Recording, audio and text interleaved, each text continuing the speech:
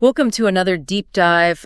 Today, we're going to delve into the fascinating world of a 19th century philosopher, Ludwig Feuerbach. Oh, yeah, Feuerbach. He's a really interesting figure. We're going to be grappling with some of his most challenging and sometimes provocative ideas. I'm looking forward to it. Like his idea that God is a projection of human qualities. Right. And the concept of alienation. Definitely key themes in his work. We'll be drawing primarily from an academic text that unpacks Feuerbach's philosophy and really tries to make it accessible. That sounds helpful. You ready to jump into this? Absolutely. Let's dive in. Okay, so Feuerbach, he didn't shy away from bold claims, did he? Not at all. One of his most famous and I'd say provocative claims is that God is a projection of human qualities, right, not a separate divine being. Mm-hmm.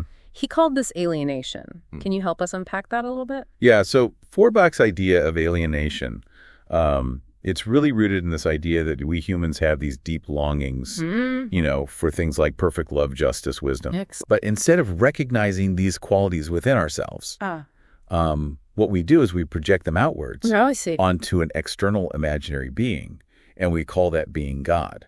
So it's like we create this idealized image, and then we say, oh, that's God. Exactly. It's like Feuerbach famously said, God is the essence of man projected externally. Oh, wow.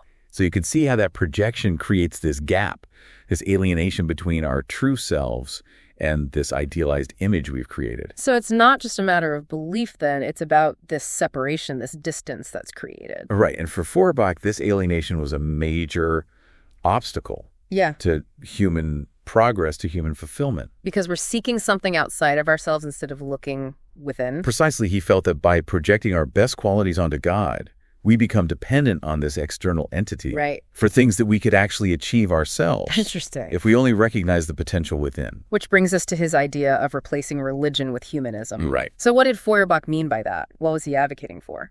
He was calling for a shift in focus, really a shift away from the worship of a supernatural God and towards a recognition of the inherent value and potential of human beings. So it's about recognizing the human as the source of value. Yes, exactly. It's about recognizing humans as the source of their own values, their own ethics, their own meaning. So instead of looking to God for answers or for guidance, we should be cultivating those things within ourselves. Precisely. And within our communities. Exactly. It's about creating a more just and compassionate world based on human values, not divine mandates. So this idea of humanism, it's not just about rejecting religion, then it's about offering a positive alternative. Right. It's about how we ground our values, how we find meaning, how we create a better world. And this idea, it had a huge impact, right? Oh, absolutely. Feuerbach's humanism was hugely influential. It resonated with many thinkers who came after him. Like Karl Marx. Exactly. Marx was deeply influenced by Feuerbach, although he also critiqued some of his ideas. Let's delve into that relationship a little bit, because I understand Marx both agreed and disagreed with Feuerbach. Yeah, he did. So where did they see eye to eye and where did their paths diverge? Well, Marx really appreciated Feuerbach's critique of religion. He saw it as a valuable starting point. Okay. But he felt that Feuerbach didn't go far enough. Interesting. You see, Marx believed that Feuerbach focused too heavily on individual consciousness. Okay. And didn't fully account for the social and political forces that contribute to alienation. So for Marx, it wasn't just about recognizing our projections, but also about understanding the systems that create those projections in the first place. Exactly. Yeah. He was concerned with how things like economic systems and power structures shape our thinking and our experiences. So religion for Marx, it was just one piece of a much larger puzzle. Right. He wanted to uncover how all forms of ideology are used to justify and maintain the status quo. It's like he was saying, okay, so we've identified this problem of projection, but now we need to figure out how to change the systems that are creating it. Precisely. And that's where his theory of historical materialism comes in, right? Yes. Historical materialism emphasizes how material conditions, like economic systems. Exactly. Those material conditions shape our consciousness and our understanding of the world. So for Marx, overcoming alienation, it wasn't just about changing our minds, it was about changing the world. Absolutely. It was about revolutionizing the material conditions that create and perpetuate those forms of alienation. Okay, so we've got Feuerbach challenging traditional notions of God and religion, and then we've got Marx taking that critique a step further by applying it to social and economic systems. And both of them offering powerful critiques of their time. It's really revolutionary stuff. Absolutely groundbreaking and hugely influential. Now, before we move on, I want to touch on something else that's really interesting about Feuerbach. Yeah, what's that? His own philosophical journey actually began with a critique of his mentor, Hegel. Right, he was a student of Hegel. So what did Feuerbach find problematic about Hegel's ideas? Well, Feuerbach felt that Hegel's philosophy was too abstract. Okay. Too detached from the lived reality of human beings. It's like he thought Hegel was living in a world of pure ideas. Yeah, that's a good way to put it. And not paying enough attention to the real material world. Precisely. And this disconnect was a major issue for Feuerbach. Can you give us an example of where they differed? Sure. Well, take Hegel's concept of the absolute spirit. Oh, yeah. That's a tough one. It's a complex idea. I've always struggled with that one. Essentially, Hegel saw the absolute spirit as this grand overarching force Right. that drives history, a kind of ultimate rationality unfolding through time. Okay. But Feuerbach, he felt this concept was too removed from the everyday experiences of ordinary people. Too abstract, too theoretical. Exactly. Yeah. He argued that philosophy should start with the concrete, With the tangible. with the human being experiencing the world through their senses. Not with these grand abstract systems like the absolute spirit. Precisely. So Hegel's focus was on the big picture, the grand narrative of history. While Feuerbach wanted to bring philosophy back down to earth to the concrete experiences of being human. And that's a key difference between the two, a difference in emphasis and approach. Yeah, and that emphasis on the concrete, on the human experience, it becomes a cornerstone of Feuerbach's own philosophy. Absolutely, it shapes his thinking on religion, on humanism, on the nature of reality itself. And it's an idea that resonates with many thinkers who came after him. Oh, definitely. Feuerbach's influence can be seen in a wide range of fields and movements. It's fascinating how his ideas laid the groundwork for so much of what came later. Right, from Marx's critique of capitalism to the rise of atheistic humanism. So we've got Feuerbach challenging traditional notions of God and religion. We've got Marx expanding that critique to encompass social and economic systems. Right. And we've got this underlying emphasis on the concrete human experience as the foundation for understanding the world. Yeah, it's powerful stuff. Really groundbreaking and influential. Absolutely thought-provoking and enduring. Feuerbach's ideas, they force us to re-examine our assumptions about belief, about meaning, about the very nature of reality. They challenge us to think differently, to question the status quo, and to imagine new possibilities. It's a call to awaken to our own humanity and to the potential that lies within each of us. A call to create a world that is more compassionate and more fulfilling for all. It's a legacy that continues to resonate today, and I think it's one that's worth exploring further. Definitely Feuerbach's work has much to offer us, even now in the 21st century. But we're going to have to take a little break there. Okay. We'll be back in just a moment to continue our deep dive into the world of Ludwig Feuerbach. So, we were just talking about Feuerbach's critique of religion, and it really makes you think. Yeah, it does. How would his ideas be received in today's world? Yeah. With so many people moving away from traditional religions. That's a really good question. Would his critique still hold up in a society where organized religion maybe doesn't have the same kind of hold that it did in the 19th century? I think his work might be even more relevant now. Oh, really? Because he provides this framework for understanding how we project our desires and fears onto all sorts of things, not just God. That's interesting. So instead of God, what else might we be projecting onto these days? Well, think about things like the cult of celebrity, or the way people get so attached to certain political ideologies, or even our obsession with technology. I can see that. All of those things can become objects of projection. So it's like the form might change, but the underlying mechanism, the tendency to project outward, remains the same. Exactly. And I think Feuerbach gives us some tools for analyzing these modern forms of faith, you could call them. Because it's not really about the specific object of belief, is it? No, it's about understanding this deeper human need to create these larger-than-life figures or systems of belief that we then imbue with meaning and authority. It's almost like we need something to believe in something to give us a sense of purpose or direction. And sometimes those beliefs can be harmless, even beneficial. Right. But other times they can be really destructive. Especially when they're used to manipulate or control people. Exactly. And I think Feuerbach's work helps us to see how easily that can happen. So even though he was writing in the 19th century, his ideas about projection and alienation, they're surprisingly relevant to how we understand our world today. I agree. They provide this really valuable lens for understanding a lot of the things that are going on around us. It really makes you wonder if there's any way to escape this tendency to project altogether.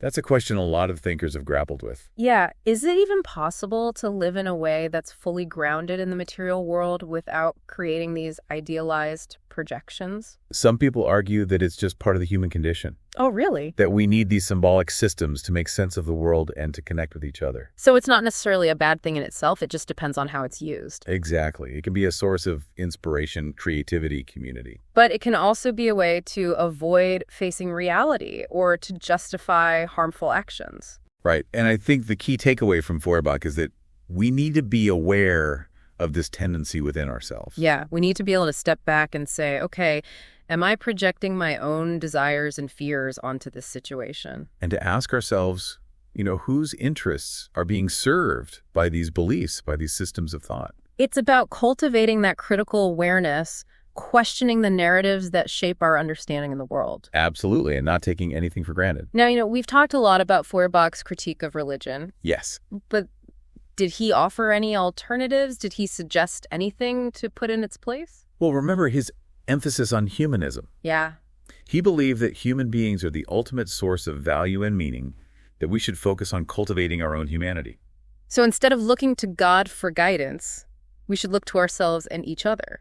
Exactly. He believed in the power of human reason, human compassion, human solidarity. He saw those things as the foundations for a truly fulfilling life. And for a just and equitable society. So he wasn't just trying to tear down old belief systems. No, he was trying to build something new, something better. A way of being in the world that's grounded in human values and human connection. And that vision, I think, is what makes his work so enduring. Yeah, it's a vision that still resonates today. Absolutely. It speaks to something deep within us. This desire to create a world where everyone can thrive. So Feuerbach wasn't just a critic. He was also a visionary. And even if his vision isn't perfectly achievable, it's still something worth striving for. I agree. It gives us a direction to move and a goal to aim for. Now, earlier we touched on Feuerbach's criticisms of Hegel. Mm-hmm. Can you remind me why he took issue with Hegel's ideas? Well, as you know, Feuerbach started out as a student of Hegel.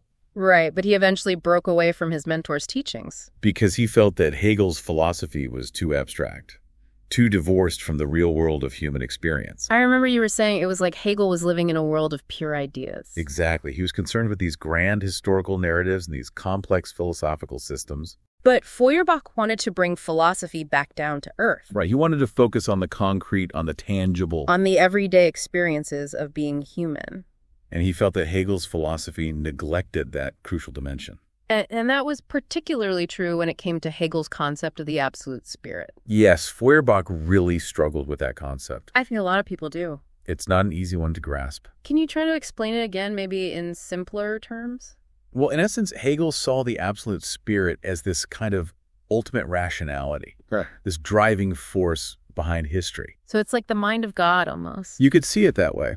But Feuerbach, he wasn't buying it. No, he felt that this concept was too abstract, too removed from the actual lives of human beings. It didn't explain how we feel, how we think, how we experience the world. Right, and that's why Feuerbach argued that philosophy should start not with these grand abstract concepts, but with the concrete, with the human being experiencing the world through their senses.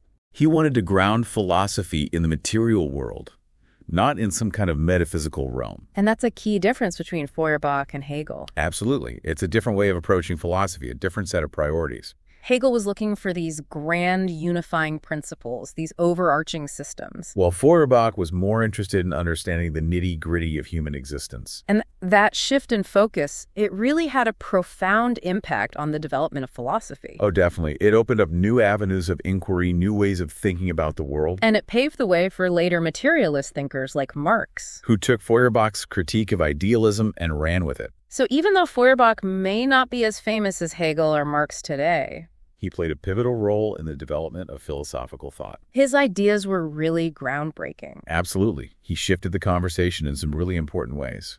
Now, before we wrap up, I want to bring it back to Feuerbach's relevance today. Okay. We've talked about the cult of celebrity and political ideologies, but are there other areas where his ideas might be helpful? I think one area where Feuerbach's framework is particularly relevant is the world of consumerism. Oh, interesting. Think about how much of our modern economy is driven by the creation and fulfillment of desires. Yeah, we're constantly bombarded with advertising that tells us we need to buy this or that in order to be happy. Exactly. And Feuerbach would say that we're projecting our desires onto these material objects. Believing that they hold the key to our happiness. Right. But of course, that kind of happiness is always fleeting. Because it's based on external things. Exactly. And Feuerbach would argue that true fulfillment comes from within, from cultivating our own humanity. From connecting with others in meaningful ways. Right. It's about recognizing that our worth doesn't depend on what we own or consume. It's about who we are as human beings. And that's a message I think we all need to hear in today's world. Especially with all the pressures of consumer culture. It's so easy to get caught up in that cycle of wanting and needing more. But Feuerbach reminds us that true happiness doesn't come from acquiring things. It comes from cultivating the best aspects of ourselves and creating a world where everyone has the opportunity to thrive. That's a really powerful message. And it's one that's still relevant today. So even though he was writing in a different time, Feuerbach's ideas about projection and alienation offer a valuable lens for understanding the challenges we face in our own consumer-driven society. Absolutely. His work can help us to see through the illusions of consumerism. And to focus on what truly matters. Which is our shared humanity and our responsibility to create a better world for everyone. Well, we've covered a lot of ground in this deep dive into Feuerbach's thought. We have. From his critique of religion, to his emphasis on humanism, to his criticisms of Hegel, and his lasting impact on the way we think about the world. It's been a fascinating exploration. It really has, and I think it shows just how powerful and relevant his ideas continue to be. I agree, Feuerbach was a true visionary. And his work challenges us to think differently, to question our assumptions, and to strive for a more humane and fulfilling world. And that's a challenge I think is worth taking up. Absolutely. Now, unfortunately, we're out of time for this part of our deep dive. Okay. But be sure to join us for the final part, where we'll delve deeper into some of the criticisms of Feuerbach's ideas. And explore whether his vision for a humanistic future is truly attainable. So we've spent a good amount of time now delving into Ludwig Feuerbach's thought. I feel like we've really gotten a good grasp on some of his key ideas. We've talked about his critique of religion, his humanism, and how he took on even his mentor, Hegel. Yeah, it's been fascinating to trace the development of his thinking. Absolutely. But like any influential thinker, Feuerbach wasn't without his critics. Right. Every great thinker sparks debate and disagreement. So what were some of the main objections raised against Feuerbach's ideas? One common criticism is that he oversimplified the nature of religion. Oh, how so? Critics argued that by reducing religion solely to a projection of human qualities, he kind of overlooked the complexity and diversity of religious experience. You mean he didn't take into account the vast differences between different religions and different cultures? Exactly. Religion encompasses so much more than just beliefs about God. Right. It involves rituals, traditions, social structures, and deeply personal experiences. And all of that can't be easily dismissed as just projection. It seems like his model might be a bit too neat and tidy to capture the messiness of real-life religion. That's a good way to put it. And it also ignores the fact that religious beliefs, they evolve over time. They're constantly being reinterpreted and adapted. Right. So Feuerbach's framework might not fully account for the dynamic and evolving nature of religious traditions. So while his critique of religion might be a thought-provoking starting point, it's not the whole story. Definitely there's more to be said. Now, what about his focus on the individual? Were there criticisms about that as well? Yes. Some critics argued that Feuerbach put too much emphasis on individual transformation. Okay. And didn't pay enough attention to the social and political structures that shape our lives. So it's like he was saying, if we just change our minds, then everything will be fine. But of course, it's not that simple. There are systems in place that perpetuate inequality and oppression. And changing those systems requires more than just individual enlightenment. So his vision might have been a bit too idealistic. Perhaps he didn't provide a concrete roadmap for how to achieve the kind of world he envisioned. Which leads to another question, was his vision even realistic? Is a world without any form of projection even possible? It's a really intriguing question to ponder. I mean, do humans have a fundamental need for belief for something that goes beyond the material world? It's possible, some would say, that even if traditional religions fade away, we'll just find new objects for our projections. New things to put our faith in. Exactly. It could be a political ideology, a scientific theory, a charismatic leader. We see this happening all the time, don't we? We do, and it raises questions about the limits of Feuerbach's vision. So maybe the goal isn't to eliminate projection entirely. Maybe it's more about becoming aware of that tendency within ourselves. And being critical of the systems and beliefs that might be exploiting that tendency. Exactly. It's about cultivating that critical awareness and not letting ourselves be blindly led by our projections. It's about taking responsibility for our beliefs and our actions. And recognizing that our choices have consequences both for ourselves and for others. So while Feuerbach might not have all the answers, he provides us with some really valuable insights. Insights that can help us to navigate the complexities of the modern world. And to strive for a more just and compassionate future. And that's something worth celebrating, I think. I agree. Well, we've covered a lot of ground in this deep dive into the thought of Ludwig Feuerbach. We've explored his strengths, his weaknesses, his insights, and his blind spots. And I think we've come away with a deeper understanding of this complex and influential thinker. Definitely his work raises questions that continue to challenge us today. Questions about the nature of belief, the role of religion in society, and the human search for meaning. And even though Feuerbach may not have provided all the answers, he pointed us in the right direction. He encouraged us to think critically, to question assumptions, and to imagine new possibilities. And ultimately, that's what makes his work so enduring. It continues to inspire us to create a better world. A world where human beings can truly flourish. A world where everyone has the opportunity to reach their full potential. And on that note, I think we'll wrap up this deep dive into the world of Ludwig Feuerbach. It's been a pleasure. Thank you for joining us on this journey of philosophical exploration. Until next time, keep those minds engaged. And keep questioning the world around you.